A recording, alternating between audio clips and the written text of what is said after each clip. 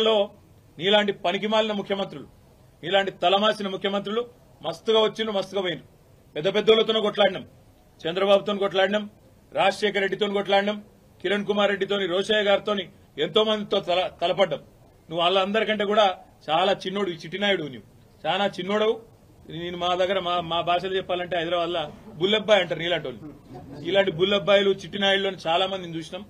ఏం ఫరక్ పడేది కూడా ఏం లేదు, ఏం ఇంటికి కూడా వీకలేవు. కానీ ఏదో పైశాచిక ఆనందం 4 రోజులు ముఖ్యమంత్రి పదవిలో కూర్చున్నా, నేనేందో పెద్దోడిని అయిపోయినా అనేదో ఎగిరెగిరి పడతా ఉన్నావు. రేవంత్ రెడ్డి గారు అధికారం ఎవరికి శాశ్వతం కాదు. నువ్వు ఒక దుష్ట సాంప్రదాయానికి తెరలేపుతా ఉన్నావు. ఇది తప్పకుండా నిన్ను దహిస్తుంది, నిన్ను వెంటాడుతుంది. రేపు నువ్వు పదవిలోకి దిగిపోయినాక తప్పకుండా నువ్వు ఈ రోజు ఏదైతే దుష్ట సాంప్రదాయాలు నెలకొల్పుతున్నావో ఇవన్నీ నీకే చుట్టుకుంటాయనే మాట కూడా నేను వారిని హెచ్చరిస్తా ఉన్నా.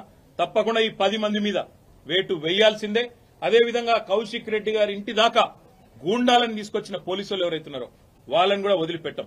తప్పకుండా అవసరమైతే కోర్టు ద్వారా పోరాడతాం, అవసరమైతే న్యాయపరమైన ప్రయత్నము చేస్తాం.